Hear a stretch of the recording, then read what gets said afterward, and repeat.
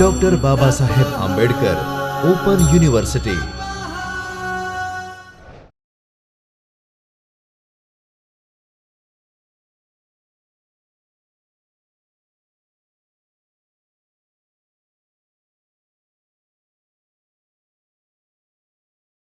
नमस्कार, मेरा नाम आशुतोष भोगना है और मैं सर्टिन में एज ए साइंटिस्ट डी कार्यरत हूँ। आज हम साइबर सिक्योरिटी एश्योरेंस विषय पर चर्चा करेंगे। So our learning objective is to understand cyber security assurance. Then we will discuss the cyber security assurance framework in India. We will discuss cyber security maturity models. We will see how the self-assessment and audits can help us to get the cyber security assurance, and then we will discuss the cyber security exercises. So what is the basically the cyber security assurance? So assurance, as we know, is a fact-based confidence. That's the we understand what the confidence is, but the assurance is the different from the confidence. It's the fact-based. You have some fact, based on that you are assured that in a such a way in terms in cyber security assessment of effectiveness of controls, are they working as we believe, our firewall is working as it is configured. So that's the cyber security assurance, getting an assurance on the controls you implemented, whether it's working effectively or not. So cyber security assurance is a measure of confidence that the security features and architecture of systems accurately enforce the desired security. It's working what it is intended to do. When we see from the cyber security point of view, the assurance can be at a three levels. The organizational level. Organizational level means the controls implemented by an organization to do the cyber security. So they have to see how well their technical controls and policies are working, whether they are effective or not to protect against the cyber threats. That's the organizational level. Sectoral level, sector specific, like we have a different sectors. We have a oil and gas, we have a power sectors, we have a defense sectors, we have a transport sectors. So at that sector, whether that sector, the controls implemented by that sectors, policy initiated by that sectors are effective or not in assuring the cyber security of that specific sector. That's the sectoral level assurance. Then there is a national level. At a country level, we want to see how our country is, how our critical information infrastructure are, whether they are protected from cyber threats or not. So that's the national level cyber security assurance, and that's the basically to ensure that our critical infrastructure is protected from the cyber threats and the malicious actors. So that's the assurance. So how we will, what are the methods there to generate that assurance, how we will verify that the controls implemented are correct. So if you will see in a cyber security assurance framework in India, then you may refer to the National Cyber Security Policy 2013, that's available on the Ministry of Electronics and IT websites, and that policy talks about compliance and assessments. That policy talks about the cyber security assurance frameworks, and it states that the focus is on the creation, establishment and operation of cyber security assurance framework aimed at enabling government, critical infrastructure organization and key IT users key IT users of a nation's economy. The main objectives are to protect the critical information infrastructure and the cybersecurity assurance framework.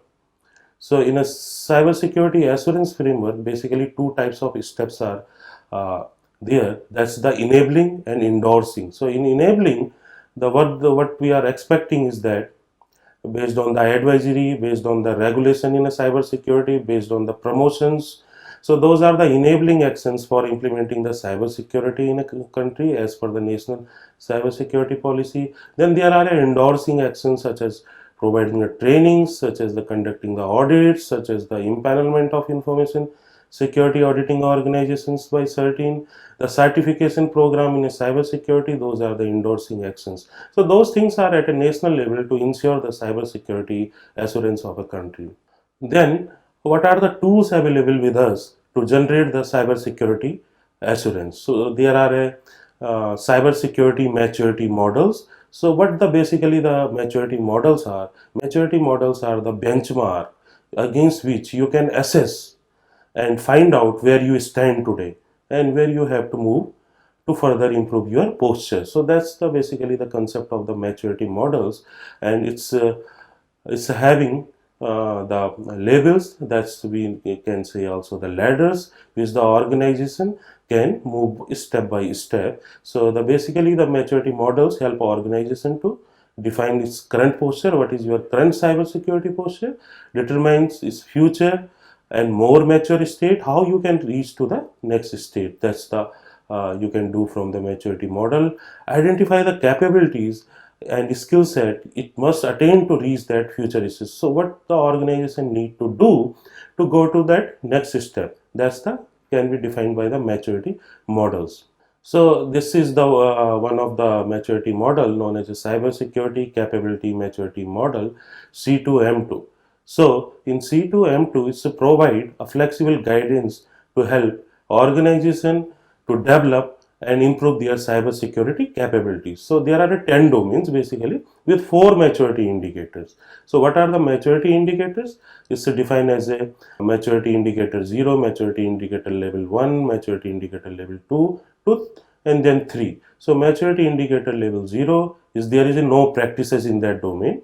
1 is there are initial practices in that domain, then there are practices at regular and performed in a systematic manner. So there are practices, those are regular, it's not an ad hoc basis.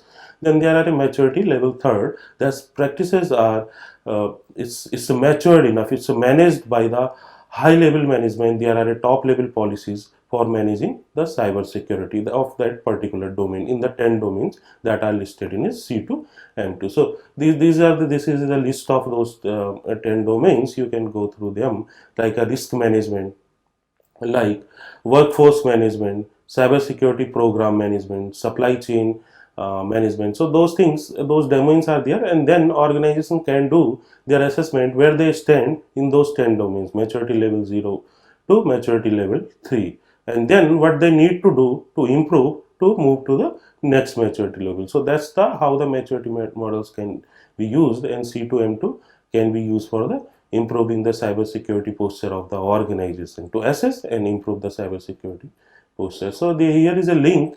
You can get a more detail from about the C2M2. So you can go to the link and read more about this maturity model. Then there is a maturity model known as a cyber security capability maturity model, that is CMM. It's for the nations, it's for the countries, developed by the Global Cyber Security Capacity Center, and it's provide directions and assessment model for the governments, for the nations in 5 domains. So there are a cyber security policy and strategy as a first domain. Then there is a cyber culture and society. Then there is a cyber security education, training and skills. Then there are legal and regulatory frameworks. Then the 5th one is the standards, organization and technology. So this model CMM help the nations to find out what they are doing, what their current posture against these 5 dimensions, and what they need to do to improve them further. So that can help in the more mature state of a country. So maturity levels in defining this model are the startup, formative, then the established, strategic and dynamic. So startup means they are starting up, and then to the more mature model. So in each of the 5 dimensions that can be assessed, and then the nation can decide what they need to do to move to the next level.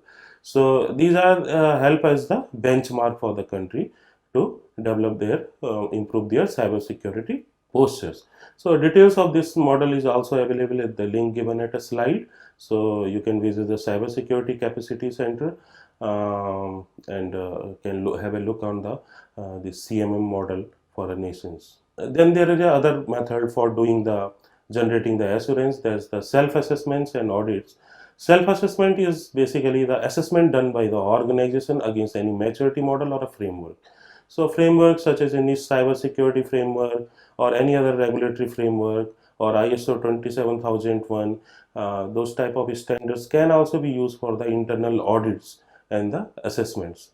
So self-assessment is the self-assessment by the organization of their posture, how good they are in the cyber security and what they need to do to further improve. So audits, in the case of audits are the basically the internal or external audit. So internal audits are done by the organization and external by the third party auditors to verify and to see against the standard some audit criteria that organization is what their posture is. So if you see the formal definition of audits, it's the systematic. It should not be the ad hoc. It should be the systematic. It should be the independent. Means the auditor should not be have any relationship with the auditee, and it should be a documented process. You should document the audit process and audit findings for obtaining the audit evidences. Audit evidences we have to collect during the audits and evaluate them against extent to the audit criteria are fulfilled. So we have to find out to which extent the audit criteria, whatever our audit criteria is, whether it's fulfilled or not. So that we have to we can see from the audits that can help us to generate the assurance. So types of audit is the first party audit, second party and the third party. So first party means you are conducting the internal audits. So in case of an internal audit, organization are conducting their own audit. Second party audit when the organization client is conducting audit on them. So the client wants some services, but before giving them any contract and assignment, they want to conduct their audit. Then the third party is the third party auditor. They provide the certificate that the audit is performed by some third independent party. So that's the third independent party. It's not a client, it's not an internal audit, it's a third independent party for conducting the audit. So what can be the audit criteria be? It can be the ISO 27001. You may be aware about it. It's the information security management system. There could be the vulnerability assessment and penetration testing against the vulnerability assessment frameworks and penetration testing framework. That could be against NIST cybersecurity framework. That could be against the maturity model. So those are basically our audit criteria. What is generally performed in audit activities are these steps: initiating the audit, then preparing the audit activities, conducting, then preparing and distributing the audit report, completing the audit, conducting the audit follow-up, whether the findings are corrected or not. So that's the audit follow-up. So these are the basic steps taken by the auditor for conducting the audit. Okay, so cyber security exercises are another the method which we can use for the generating the assurance to find out how organizations are doing, how sectors are doing, how countries are performing. The cyber security exercises are of a different type. Functional exercises, operational exercises, simulated exercises, discussion-based tabletop exercises. You can go through this classification in the slide to see different type of cyber security exercises. So basically, when it comes for exercise type selection, which type of exercise we should select, so it may depend upon the maturity of our organizations and the extent they want to do the assessment. So extent to do they want to do, so they can do the walkthrough, can do the desktop exercises, they can do the hypothetical scenario based exercise, or they can go to for the full simulated exercises. What is suggested in this slide is that based on the maturity, cyber security maturity of the organization only, they should go for the full simulated exercise, and they should start from the basic exercises such as a desktop walkthrough or a tabletop exercises or the quizzes. So that basic type of exercise they should start, and then slowly they should move for a full simulated cyber security exercises. So in this slide give you the example of a simulated attack based exercise. In that there is a red team which is launching the attack on a setup of a participant. The participant may have typically intrusion detection system, monitoring system, communication devices, and then some setup to protect from against the attack. And on the exercise day, the red team will launch the attack on the that exercise setup. And then what the participant has to do, they have to respond as per their incident response plan.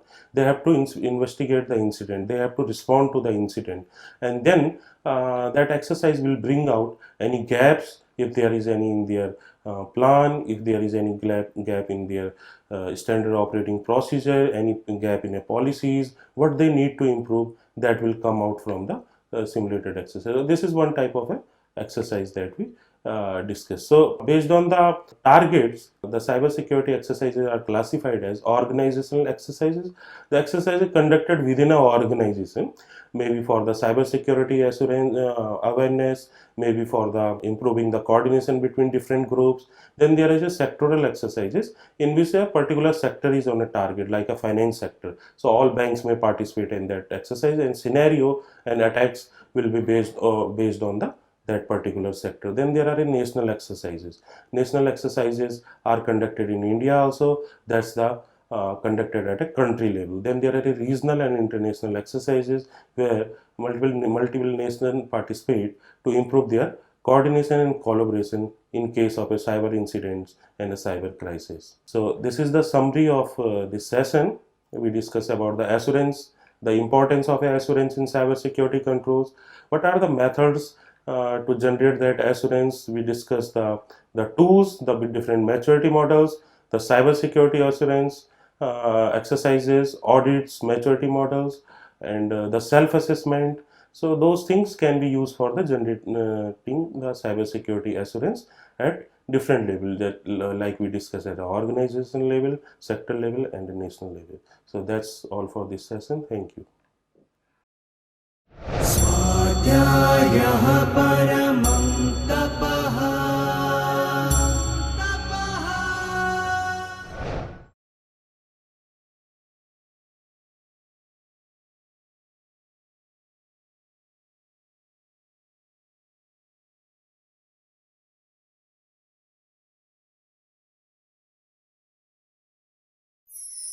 स्वाध्यायः परमं doctor Baba Saheb Ambedkar open university.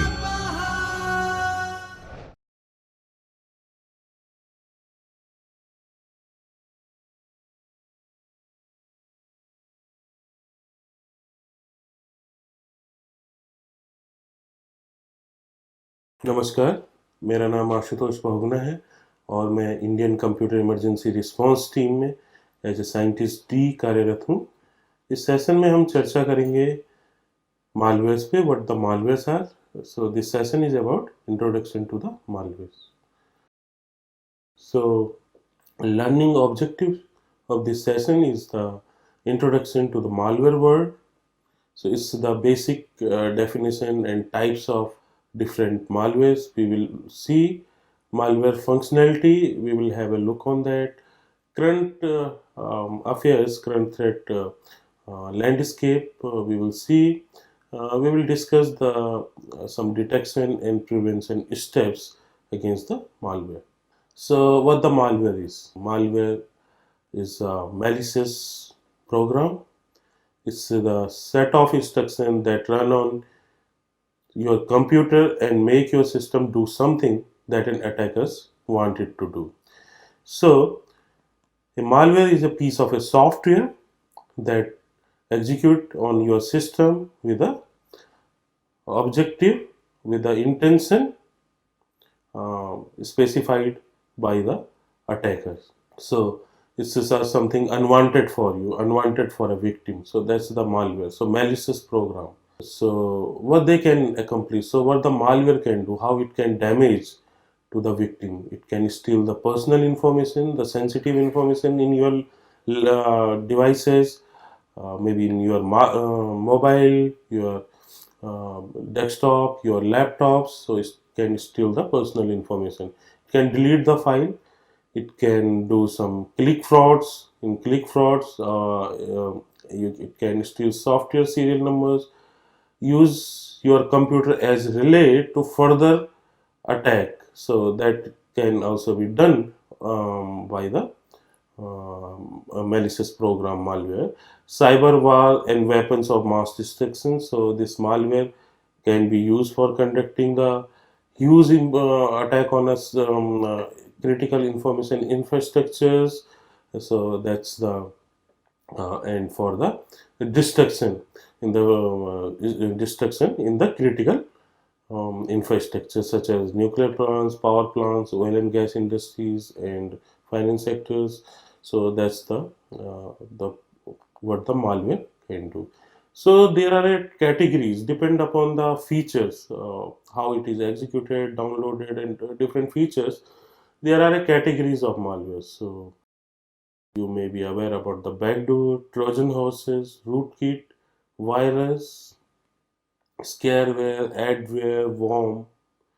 So there is a difference based on the functionality, the features they have, and the way of executions. There are different categories of a malware. So like a backdoor. So backdoor is the something a program, malicious program, which is providing a backdoor access to the attacker. So attacker can snoop into your computer, can listen to and can capture the keystrokes, can log all the activities of your computer. So that's the backdoor control to the attacker. Trojan horses is sometimes you will find out that you installed some software, and then along with that software there is a one malicious program which is providing again a backdoor access to the attacker. So those are the Trojan horse softwares, which is having a front end. It looks like a genuine software, a software of some use, and at a backdoor it's doing a malicious activity on behalf of attacker. Then there are a virus, then there are a scareware, adware, and a worm. So these are the different types of malware. So like we said that in a Trojan horse, a Trojan describe the class of a malware that appears to perform a desirable function, but in fact to perform undisclosed malicious function also that allow unauthorized access to the victim computer. So it performs a desirable function also, like maybe your editing software, so that it's provide that features, but in a backend it provides some undisclosed malicious functions also that allow unauthorized access to the victim's computer. So Trojan horse are the programs with hidden malicious functionality. The functionality, malicious functionality is hidden, appear to be screensavers, game, or other useful program. There is a app for that, iPhone app, and things like that. So those are the Trojan horse. So what the Trojan horse can do, it can do the remote administration to complete control of a victim machine. So complete control of the victim laptop or a desktop device. So it can steal the data and a file from computer. It can further conduct the distributed attacks, attacks in a zombie network, such as distributed denial of service attack. So your device may participate in a distributed denial of service because it's under control of an attacker. Can Trojan horse can be used for password stealing or the audio video capture, key logging. Key logging means whatever you are kept typing, pressing the key is transferred to the attacker. Adware means pop up and providing the advertisements. Logic bump only executed when a specific trigger condition is met. So these are the features. So worm, what is a worm? So if you will see the definition, is a self-replicated computer program, and of course it's having a malicious functionality. But it's a self-replicating, so human intervention is not required. It will replicate. You may be aware about the recent WannaCry ransomware attack. So that worm is having a worm capability also by self-replicating. So the self-replicating through the network. So one computer is compromised, it will scan and look for other victims, and then if the vulnerability is there, it will spread to that system also. So like that, it's a self-replicating behavior. So worms are a malicious program with a self-replicating behavior. So they can spread via email attachment. Sometimes you will receive an email saying that please download this software, this is of some use, visit this website. That website will download a worm to your system. LAN or a internet. So from the LAN or a internet, if system is a vulnerable, weak, and patch is not there, so worm may infect that system. So second generation of worms automatically search for a vulnerable computer and infect them.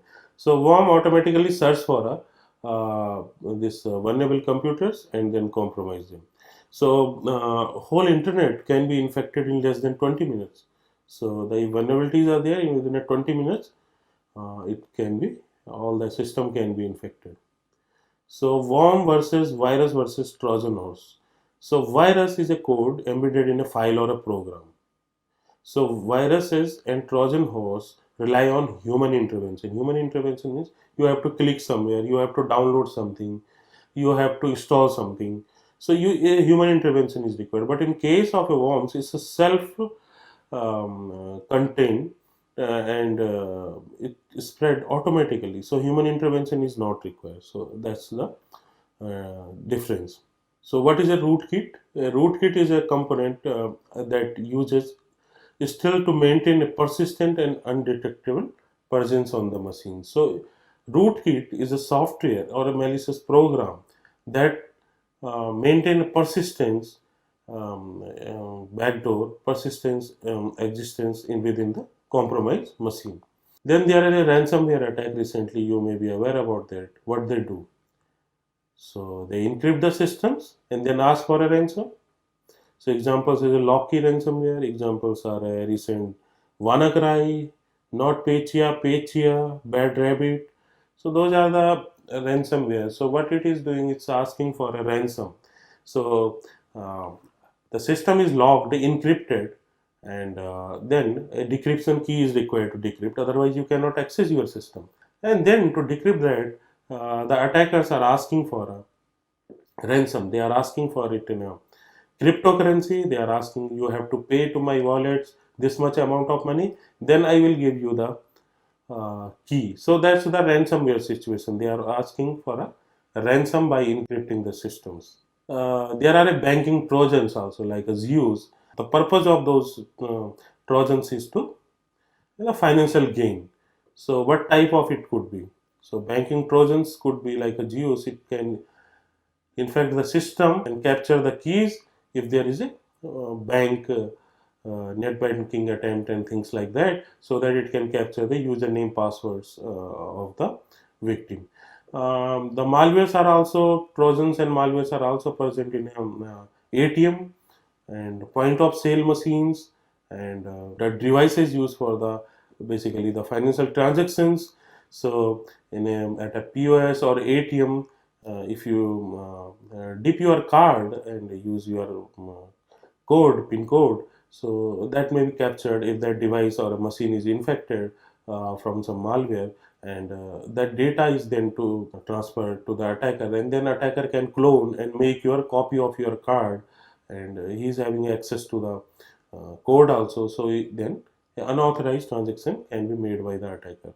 So banking trojans means that trojan is especially focused for the with the objective to do the uh, financial gain for an attacker, financial loss for a victim. So web malware. So we have seen the how the virus can or a malware can be distributed, how it is spreads. So the one way may be the email. So you are receiving in an email, and that then you clicked and downloaded something. That's the way, or you received it in a pen drive, CD drive, and then the infected drive, and then you inserted it into your system, and your system is also. What is the other way? The other way is the web malware. So instead of sending it through either email or through the pen drive CD, what can be done by the attacker? What is done by the attacker is to distribute the malware through the well-known websites. So, so compromise the well-known websites, compromise the genuine websites, and then inject the scripts to forward the victim browser to the malicious website to download the exploit kits and malware. There is a recent cases of a currency miners. So in a currency miners, the browsers are mining, the victim browsers are mining the cryptocurrency.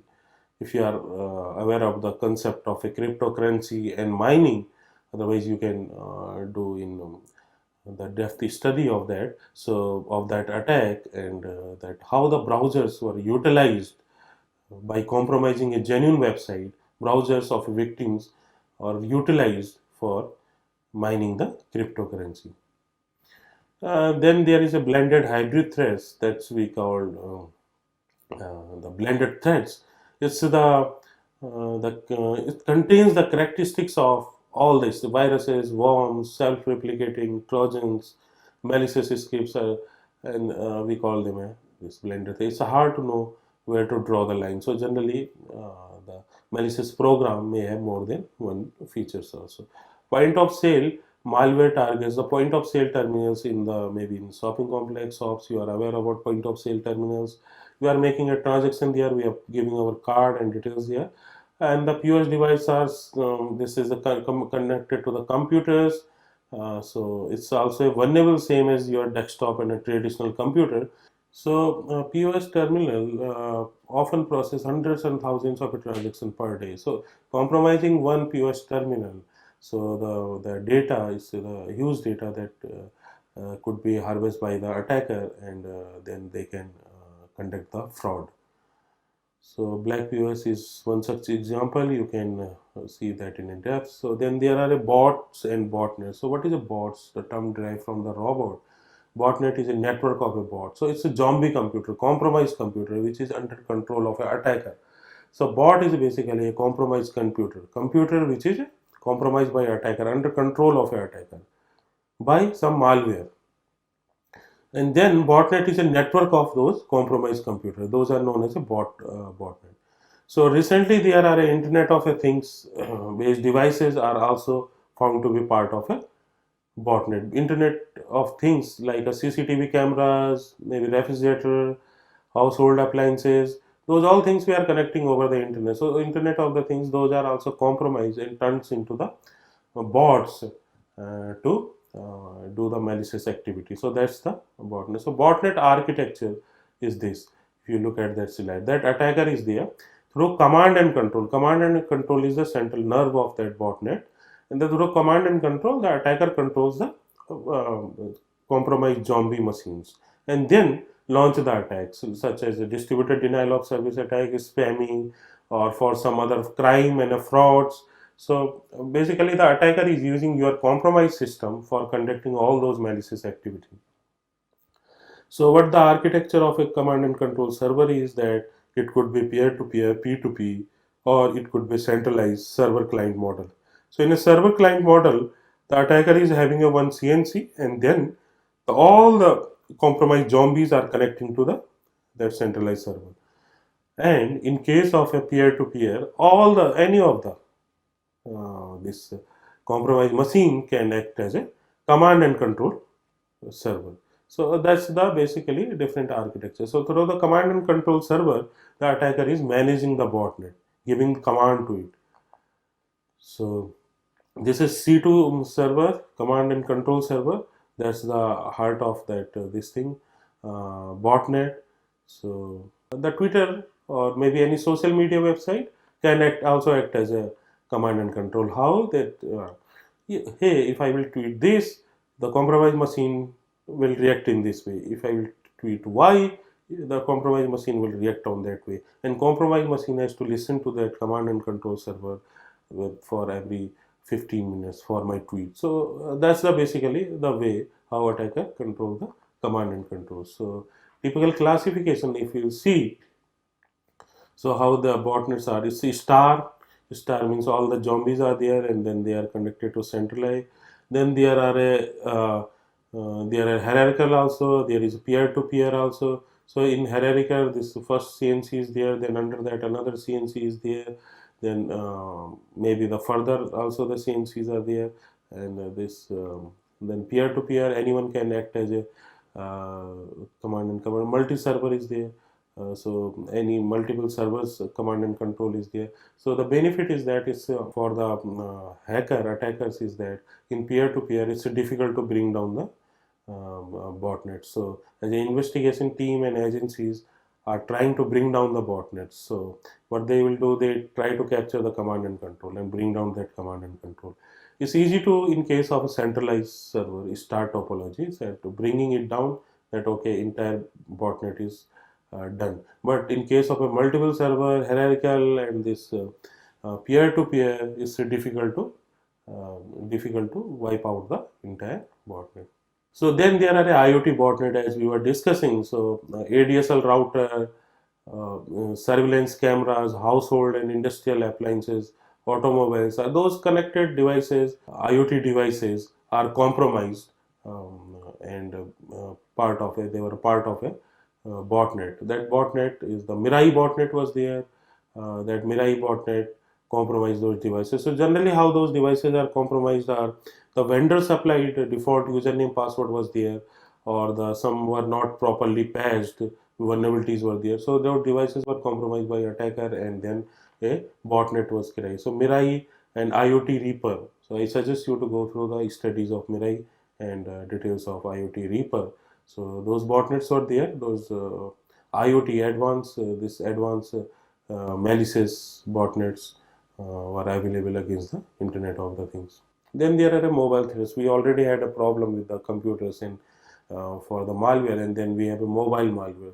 So mobile malware means they are targeting your mobile devices, maybe your tablets, your mobile devices, and today we have a mobile devices with capability of a computers, full computers. We can do many things. We store many information there. So mobile malware are targeting to Android devices, and they are used for generally for stealing the information or for snooping and listening and stealing credentials of the victim. So there are a certain alert on recent Android Trojan. You can visit in the website. So we used to update and release the alert and advisory on a regular basis on the Trojan and malware, and so those details are available at a certain website. So www.crt-in.org.in you can visit. So alert section or advisory section you can have a look at. So today that mostly we have seen that ransomware is of this exploiting in a wild, and bots and botnets are criminally motivated. Professionally written codes are there, and steal identity, passwords, DDoS attacks are conducted. So these are the problems, recent problems. So then there is this Windows features are abused by the recently malware like PowerShell, WMI. So these things are exploited and abused by the attacker. That comes the fileless malware. In case of a fileless malware, this is the category, means the attack, like you can see if the command there, so everything is executed in a primary memory and no file is dropped into the system. So that's why they are called a fileless malware. So suppose a PowerShell script or something is invoked and everything executed, so detection of this malware becomes difficult. Then the malware author attackers are using a technique, evasive techniques, anti-security techniques. So anti-security techniques means the malware check for presence of anti-malware engines, firewall, application content, and then behave differently. The anti-security techniques to evade the further investigation. Anti-sandbox techniques, malware detects if it is executing in a virtual environment, then it change the behavior or execute in a different way. Anti-analysis technique, based on the tools, it detects the malware analyst based on the tools like Process Explorer, Wireshark, as some process monitoring tools if installed in the system. So then it's obfuscate to avoid the reverse engineering. So those techniques are within the malware author used to build within the malware. So what is the prevention? Prevention is the awareness, practice basic cyber security hygienes, patch the system, update your browsers, plugins, operating systems, keep it up to date, use firewall, HIDS, host-based intrusion detection system, antivirus solution, anti-malware, and scan using the keep it updated and scan your system and files for the any malware threat. Detection, for detection we have antivirus scanners and custom signatures we can create.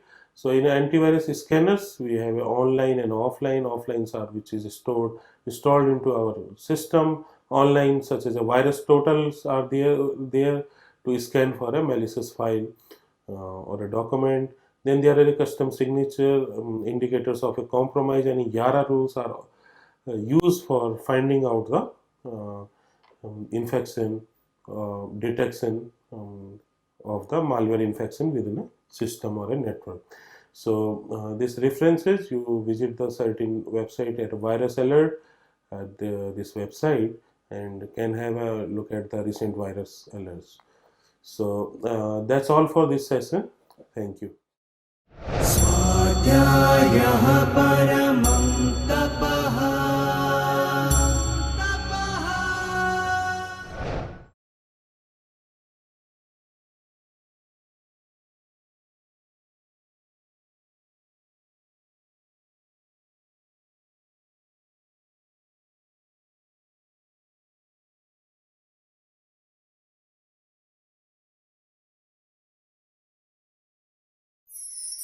स्वाध्यायः परमं doctor Baba Saheb Ambedkar open university.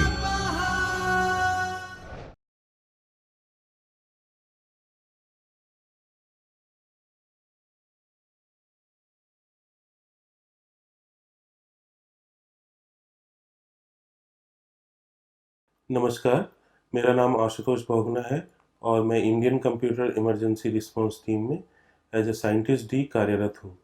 इस session में we will discuss about the social engineering, what it is. So social engineering is the manipulating the human being, tricking them, luring them. So that's the social engineering.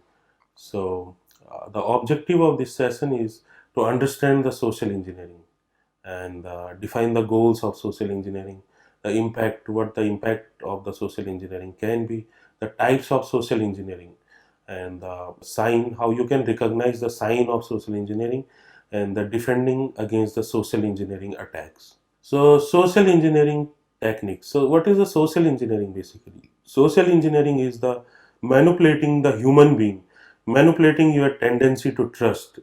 So suppose I will call you, hello, I'm your friend, friend of your friends, and then can you give me and help me in this way? Can you provide me your password? Or maybe the other example is that, hey, I am calling from this bank and your password is logged, and you have to provide these details and OTP numbers. And then, so those techniques of manipulating the human being is the social engineering techniques, and those techniques are used by the attackers, hackers, to compromise the systems or to attack the network of an organization. So what types of social engineering techniques are there is there in this slide. So social engineering techniques like can be a shoulder surfing. Shoulder surfing means someone is standing behind me and looking what I am typing or what I am pressing. So that's the shoulder surfing.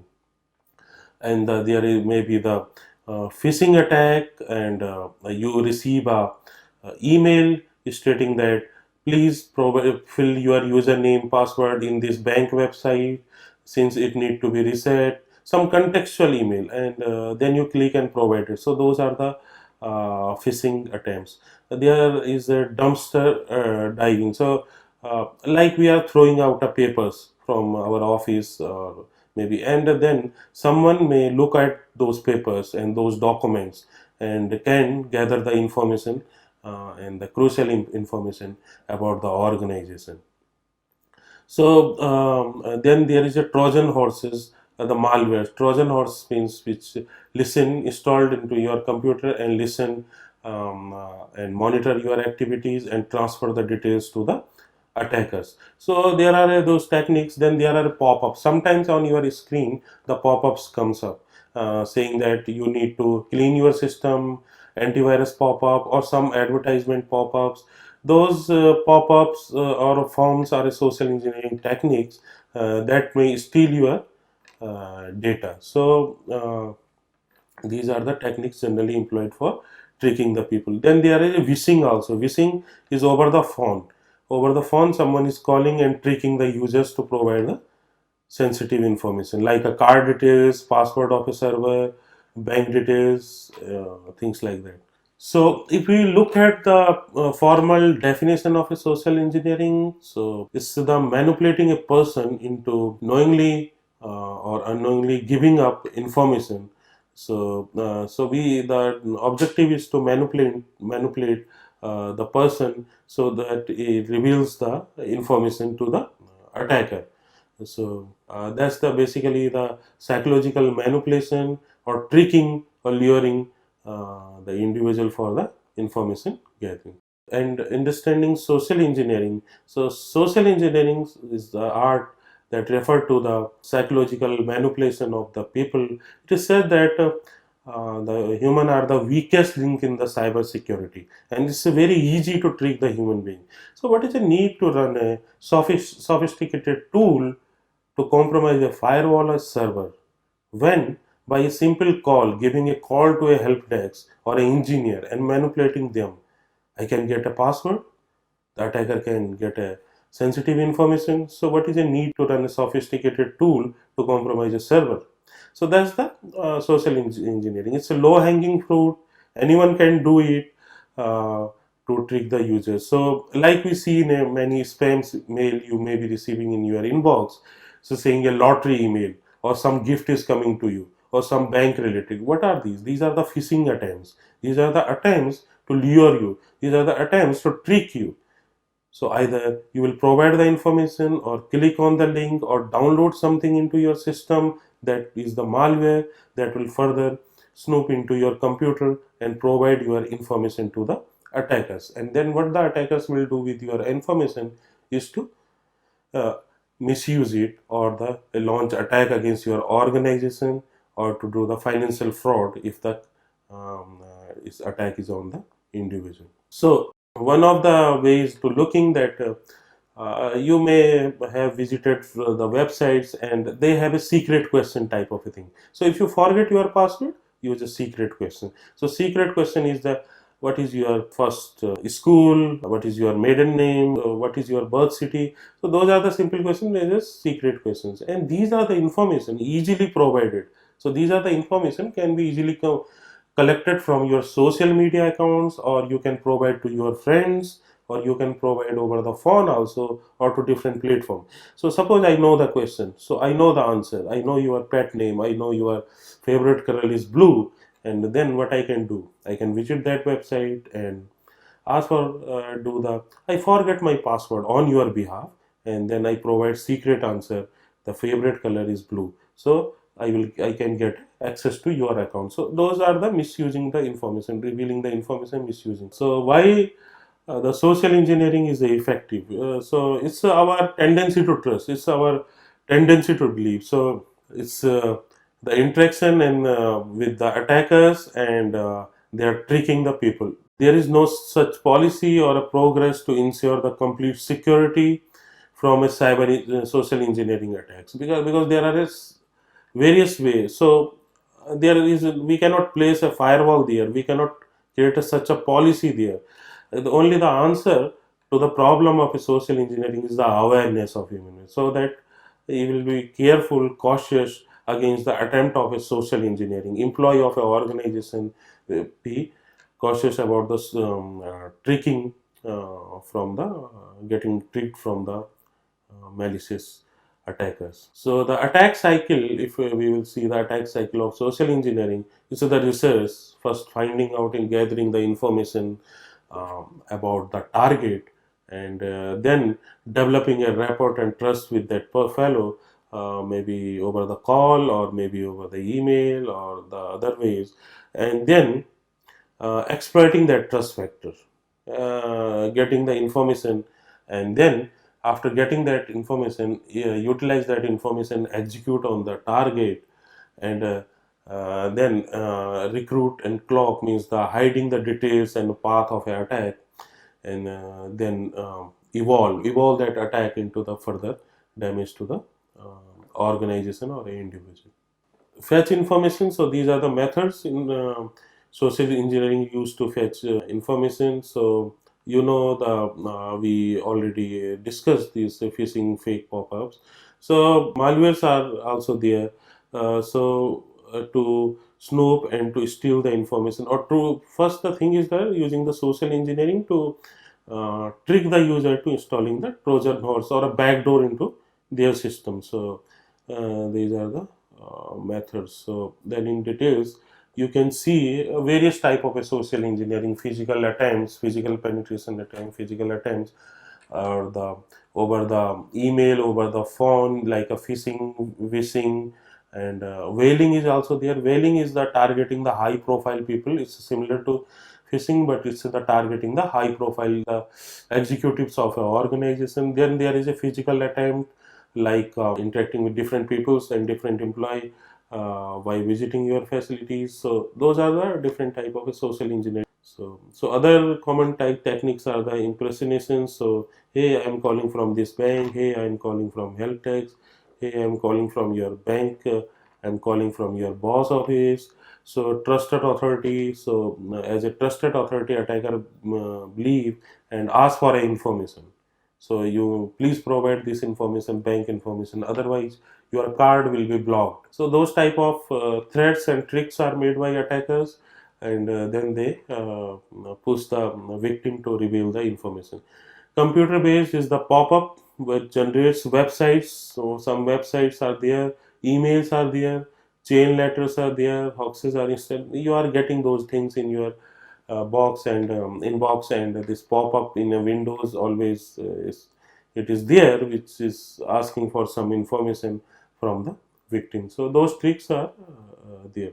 Tools, if you want to learn about the social engineering, how it is easy it is to do, different ways to do it. So I suggest you to explore the social engineering toolkit. Social engineering toolkit is the platform, is a tool that help you to create a social engineering attacks. So social engineering attacks means malicious website you can create, malicious pen drive, malicious emails, and the spam emails you can create. So you can see you can use this tool for a good of your organization by educating them that how the attackers can trick the human beings. So how can they trick the victims? So that you can use this tool for the purpose of education or conducting some short exercise within an organization for the awareness purpose by sending a email or launching a attacks in a control environment using the social engineering toolkit. So this toolkit is available in a Kali Linux backtrack that you can download. It's an open source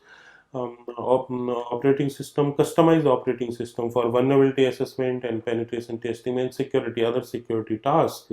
So you can use that for that and explore the social engineering toolkit. One interesting thing, the category is there, quick response code is there. So generating a malicious quick response code. So what is the quick response code? If you are aware that instead of typing a complete URL into your browser, mobile browser, what you can do, you can point to the quick response code and your browser will take you to the automatically to the encoded URL. So in the case, what will happen if that is a malicious quick response code? It will take your browser to the malicious domain. So you can generate, basically you can see how the malicious quick response code can be generated from the social engineering toolkit. To understand social engineering, I must say that you must explore this tool. So what are the defending against the social engineering? So you know that. What is the first thing? You know that it's the awareness. Employee awareness is the security awareness. So awareness is the key to defend against the social engineering. Then there are policies like a password policies, then there are exercises, then there are authentication and multiple authentication based mechanism, layered security, things like that, though that can be taken for the defending against the social engineering. So we have listed a few best practices also. So to you, so never disclose. So the basic rule is that need to know basis. You should not disclose the information if it is not required by a person. So don't get tricked. Be aware about the threats and type of techniques used by the attacker. So limited information should be provided and should be disclosed about as an individual or about an organization. So be restricted on your social media profiles. Limited information should be uploaded there. What you are uploading as a picture, what you are uploading as a details, you have to see what information I am revealing and I am uploading on the internet that may be used against me. And if you are getting some suspicious email, so you have to investigate. You have to see that in details. Should I click on it? Should I open it? Be aware of those threats. So these are the basic practices, basic cyber hygiene principles. If you have to follow, if you follow, then you will be better protected against the social engineering attempt. So limit the information disclosure is the first thing. It should not be disclosed to all, or it should be restricted. So what type of IT infrastructure you are using? Sometimes we are preparing our resume and a CV, and then we are pasting it or a LinkedIn profile, and then we are writing that I'm working on this technology and using the server version 5.0. This is what is that?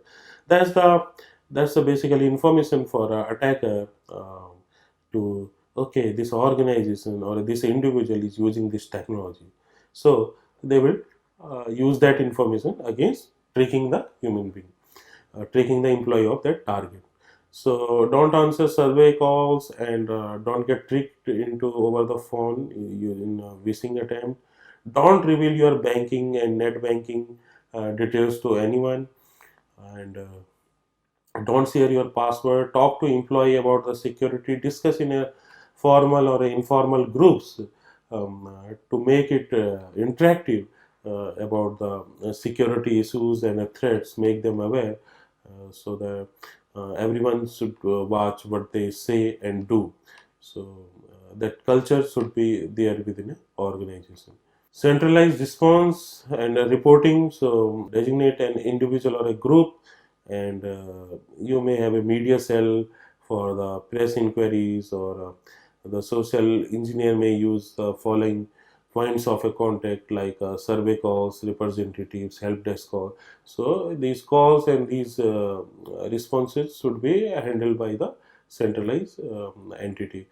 So then recognize a pattern that can prevent a recognize. If you are able to recognize a pattern, can see a pattern in a phishing email, phishing, if you are aware about that, you can better respond to it and can prevent against the social engineering attack. So in summary of this session, that we have discussed the social engineering, what it is. So it's the manipulating the human being, manipulating your tendency to trick, trust. So tricking you, luring you to install some malicious program to get your banking details, or to get your IT infrastructure details, to compromise the networks. Then we discuss the techniques like shoulder surfing, like the physical attempts of a penetration, social engineering, such as dumpster diving. We discuss about the phishing, social engineering toolkit. We have discussed quick response code. We have discussed.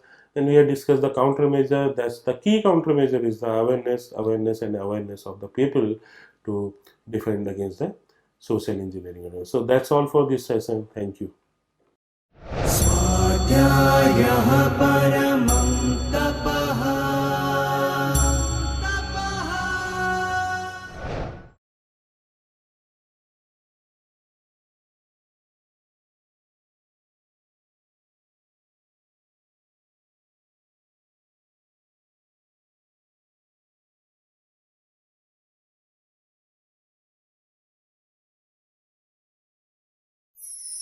स्वाध्यायः परमं doctor Baba Saheb Ambedkar open university.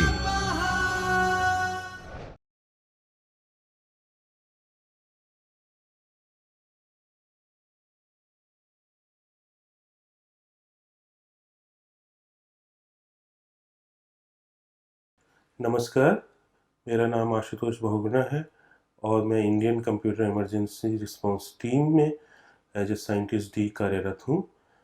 इस session में हम चर्चा करेंगे national cyber security strategies and policies.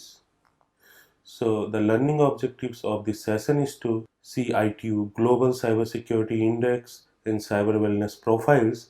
You will see how countries are doing and they are managing, how they are managing the cyber security and what type of strategies they have in place. Then we will discuss the cyber readiness index. We will discuss few other cyber security indexes. We will also look into the national cyber security strategies. So national cyber security, many countries came up with the national cyber security strategies. That document is those documents are placed in public domain, and that define the objective and goal of a country to protect against the cyber attacks. So those are the cybersecurity strategies of a national cybersecurity strategy. Like in India, we have a Indian national cybersecurity policy. So, and these indexes, ITU Global Cybersecurity Index, those indexes is the measure of how a country is doing in terms of the cybersecurity and what their posture is. So it's assessment of that cybersecurity posture of that country. So let's see first the ITU, the Global Cybersecurity Index. So this is an index developed by the cooperative effort between ABI Research and the International Telecommunication Union (ITU), which aims to provide insight into the cybersecurity engagement of nations. So it gives you idea how the countries are doing in a cybersecurity. So that the cybersecurity, there is a global cybersecurity agenda, and global cybersecurity index is a part of it. So in global, this ITU Global Cybersecurity Index, they look for a 5 dimensions, 5 parameters. First is like legal measures. What are the legal measures in place the country for the cybersecurity and the cyber crimes? So then there are the technical measures. What the technical measures initiated by country and nations, and what is the progress in terms of the technical measures at a national level. Then organizational measures. What is there is an organization setup like a computer emergency response teams. So whether and what is the progress of them. Then there is a capacity building dimensions. Capacity building in cyber security. So they do the assessment in that dimension. Then there is a cooperation. Cooperation is how the country is cooperating with other nations for resolving the cyber incident. So the result is the country level index and global ranking of cyber security readiness. So it provides where the country stands. They provided index and the rank. So that's they convert that data into the qualitative measures. So the 5 parameters is the like we discussed is the legal is the first. Is the based on the existence of legal institutions and frameworks dealing with cyber security and cyber crime. So if there exists anything such as that at country, so that is the in a legal domain. That assessment is done in a legal dimension. So like in India, we have a Information Technology Act, IT Act. Technical measure is measured based on the existence of technical institutions and framework dealing with the cyber security. So whether that technical institutions like a computer emergency response teams are there or not, whether forensic laboratories are there or not, and those types of things are looked into the technical measure. Organizational measure based on the existence of the of policy coordination institutions and strategies for cyber security development at the national level. So country level, if there is a coordination institutes are there for coordinating efforts across different agencies and organizations, that's looked into the organizational dimension. Capacity building is the measure based on the existence of the research and development, education and training, the professional certification for the in a cyber security domain, whether they exist or not. And then in a cooperation, it's a measure based on the existence of partnerships, cooperation, and the information sharing networks of a nation. So on these parameters, the organization, the nation's index is calculated, and then that is rank is assigned. So the global cybersecurity index. So the 193 countries are there. They have a data and assessment of 193 countries. So research method is primary and secondary. So they are collecting the data from the secondary sources and the primary sources by asking the nations to fill the survey and provide the inputs for the research. Then the rank and score is calculated, and in those dimension 5 dimension there are 17 indicators. Indicators means which exactly look for exact measure under that dimension. Then based on that 193 countries, along with the indexes, we have a cyber wellness profiles of country. Cyber wellness profile means how well that's the picture of cyber security capability of a country. So cyber wellness profile, suppose for India, you can have a look on that. the cyber wellness profile. It gives you the how the country is doing in various parameters. So in a legal, in a organizational, in a technical, in a corporations, in a capacity buildings. So that picture, that those details are there. So those informations are available in a public domain. You can search for a ITU cyber global cyber security index and wellness profile, and you will get a copy of that report. Then there is another index known as a cyber readiness index. So cyber readiness index is developed by Portnoy Institute for Policy Studies, and it's the publication. So for the countries, that publications for the nations, that what are their state and their maturity in cyber security, those reports are published. So a total of 125 countries have been selected for the studies, and this publication is focused on evaluating the nation's state's cyber maturity as well as their overall commitment to cyber issues. So that the publication is mainly focused on policy and economic aspects of cyber security, and includes fact-based assessment. So that's there. So they is supported by facts. So it's a facts-based assessment of country cyber readiness. So cyber readiness index is there. So cyber readiness index 2.0 is having a 7 indicators. 7 indicators means into the measurement in a national strategy. Whether national strategy is defined, it's documented, it's implemented, implementation label, and things like that. Then the incident response capability of a country. Then e-crime and law enforcement is there, that existence and measurement of that. Then information sharing, cooperation is there or not. So that is the measurement of that capability. Investment in R&D, research and development activities in a cyber security, that is assessed.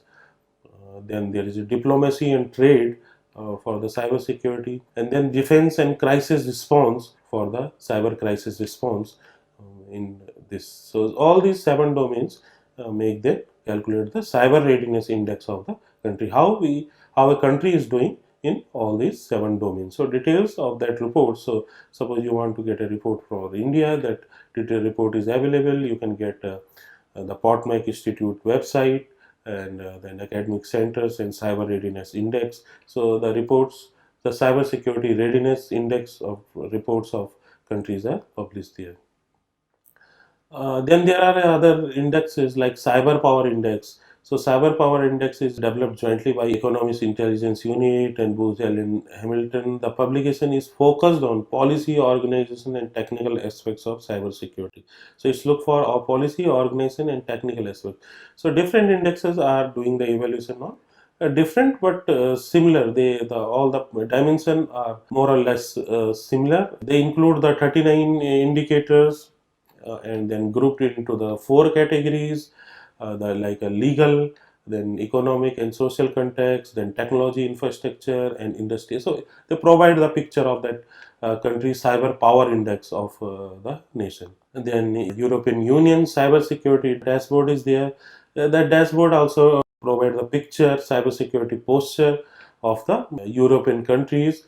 It's having the 5 themes like for legal foundations, then the operational entities in that country, public private partnership, sector specific cybersecurity plans, and education. So based on those and the assessment of those entities, create a posture of a nation. So that's the EU cybersecurity dashboard. So 28 European Union members states are there.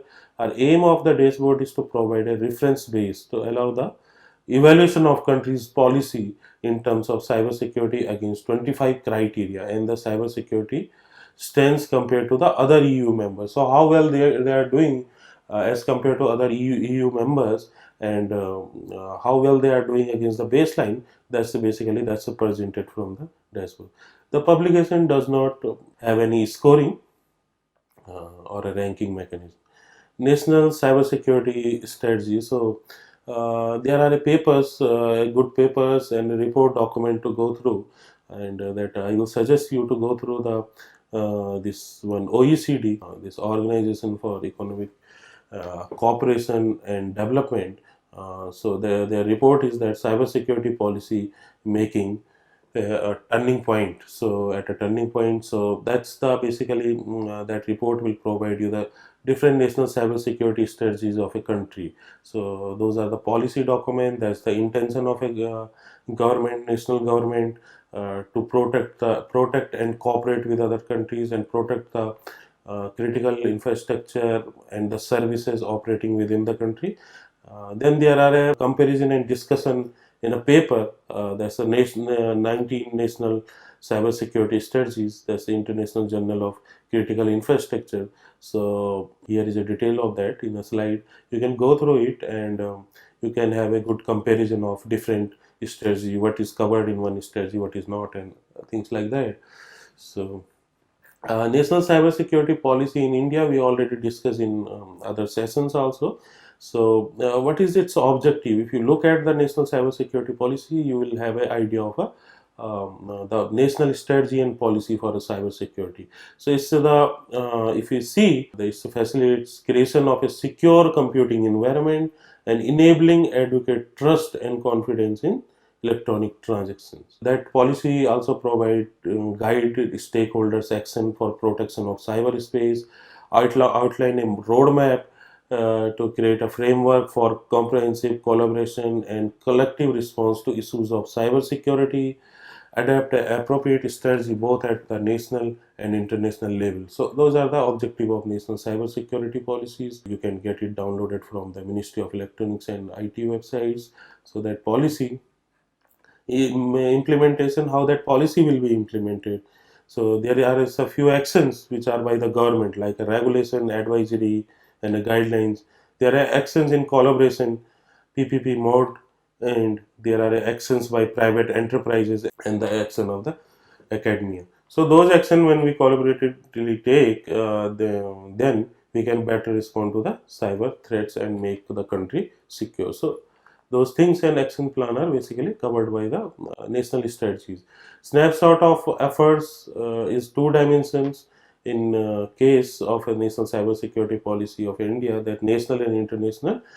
National, what we will do, what efforts we have to take; internationally, how we have to enhance the cooperation and coordination and information exchange with other states. There are goals are defined there, like reducing national vulnerability to cyber attack, preventing cyber attacks and cyber crime, and then reducing the time need for the response and recovery. And then effective cybercrime investigation is the goal of the cybersecurity policy. So in summary, so we discuss about the ITU cybersecurity, global cybersecurity index, we discuss the cyber readiness index, we discussed cyber power index, and there are other index for the assessment of the countries, how well the countries are doing in this cyber security. So those details are available. Cyber wellness profiles of countries are there. You can have a look at the cyber profile, wellness profile of different countries at the ITU website. Then we discuss the cyber security strategy. The countries, I have given you references of paper, the document that you can use for the national cyber security strategies. We discussed the national cyber security policy of India and its goal and the plan and the dimensions of a focus. So that's all for this session. Thank you. स्वाध्यायः